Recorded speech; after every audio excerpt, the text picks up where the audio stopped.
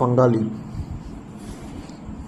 பங்காளி சொன்னாவே எல்லாத்துக்குமே ஒரு ஒரு மாறுபட்ட ஃபீல் வரும். ஏன்னா நம்ம கூட பிறந்த அண்ணன் தம்பி அக்கா தங்கச்சி நம்ம கூட பிறந்து ஒரு வயசுக்கு ஒன்றா வாழ்ந்தவங்க திருமணத்துக்கு அப்புறம் வேற ஆளாக மாறுவாங்க. சொத்துக்காக அடிச்சுப்பாங்க, பணத்துக்காக அடிச்சுப்பாங்க. அவங்கள்ட்ட நீங்கள் என்னத்தை எதிர்பார்க்கலாம், இவ்வளோ நாள் செஞ்சுருப்பாங்க, நமக்கு அப்பா அண்ணன் செஞ்சுருப்பான், தம்பி செஞ்சுருப்பான், அதெல்லாம் மறந்துடுவோம். அவன் லாஸ்ட்டாக என்ன பண்ணான், கெட்டது, அந்த கெட்டது தான் எடுத்து பேசுவோம். ஏன்னா அந்த கெட்டது தான் நமக்கு தெரியும், நல்லது தெரியாது. எல்லாருமே எல்லாம் நல்லவங்க தான், அவங்களோட பாயிண்ட் ஆஃப் வியூவில் எல்லாம் நல்லவங்க தான். இந்த பணம் தான் எல்லாத்துக்கும் பிரச்சனையாக இருக்குது. சில டைமில் தோணும், நம்ம அண்ணன் தானே விட்டு கொடுத்து போகணும்னு தோணும். அவன் விட்டு கொடுத்து போக மாட்டான். சரி, அவன் விட்டு கொடுத்துப்போ நம்ம விட்டு கொடுத்து போக மாட்டோம். எண்ட் ஆஃப் டே ஒரு ஃபங்க்ஷனோ ஒரு வீட்டில் ஒரு நிகழ்ச்சி நடக்க போது வந்து சேர்ற மாதிரி ஆகும். அப்போ பேசுவோம். அப்போ அந்த பேசப்போது ஒரு ஒரு தாட் வரும், ஏன்னா அத்தனை நாள் மிஸ் பண்ணிட்டோமே, 2 இயர்ஸ் பேசாமல் விட்டுட்டோமே, இவ்வளோ நடந்திருக்கு அவன் என் லைஃப்பில் நடந்திருக்குன்னு. அந்த சில பேருக்கு வந்து பேசிடுறாங்க, அவங்களுக்கு கூட பெருசாக விஷயம் தெரிஞ்சிக்காது. 10 வருஷம் 15 வருஷம் பேசாமல் இருந்துட்டு அண்ணன் தம்பி பாசத்தை பொழிவாங்க. அவங்களுக்கு தோணும் நம்ம பிள்ளைங்களுக்கு வந்து பங்காளி வேணும், நம்ம பசங்களுக்கு ஒரு சப்போர்ட் வேணும் அப்படின்னு நினைப்பாங்க சில பேர்.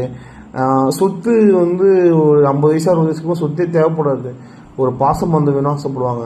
அந்த பாசம் பந்தத்தை வந்து ஒரு நல்ல வயசில் 22 வயசு 25 வயசுல கொடுத்தாவே ஒரு அன்பாக இருந்துட்டு போயிடுவோம். அந்த பங்காளின்னு வார்த்தையில் வந்து அவ்வளோ விஷயங்கள் இருக்குது.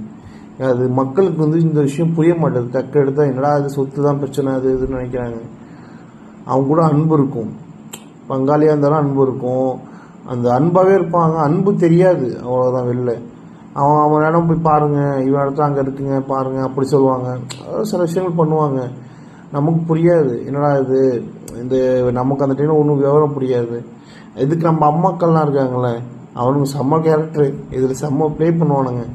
நமக்கு அவங்க பெரியப்பா தாண்டா அப்படி பண்ணால், அவங்க சித்தப்பா பண்ணிட்டான்னு ஏற்றி விடுவானுங்க. அவங்களுக்கு என்னதுன்னா, அவங்களுக்கு என் பிள்ளை என் ஃபேமிலி அப்படி இருக்குன்னு நினைப்பாங்க. ஆனால் அவங்க அண்ணன் தம்பி இருக்காங்களே, உங்கள் அப்பா அம்மா, உங்கள் அப்பா இருக்காங்களே, அப்பாவா அவங்க பெரியப்பா சித்தப்பாலாம் பார்த்தீங்கன்னா எல்லாம் ஒரு பாண்ட்லேயே இருப்போம். ஒரே சிங்க்கு தான் இருப்பாங்க, ஒரே இட்லி இதை கொண்டாடுற இந்த இட்லி தானே, அவங்க ஒரே சிங்கில் தான் இருப்பாங்க. மண்ணு முட்டை தான் இருப்பான், அவன் மண்ணு முட்டை தான் இருப்பான். பெரிய டிஃப்ரெண்ட்லாம் இருக்காது. இவனுக்கு இவன் முட்டா பீஸாக அவன் முட்டா பீஸாக இருப்பான். பெரிய டிஃப்ரெண்ட்லாம் கிடையாது. எல்லாம் ஒரே மாதிரி தான் இருப்பானுங்க. நம்ம தான் நினைக்கிறோம் அவன் புத்திசாலி, நம்ம அப்பாவுக்கு இருக்கேன், அவன் எங்கள் பெரியப்பா புத்திசாலி, அவங்க அப்பாவுக்கு இருக்க மாதிரி இருக்காருன்னு.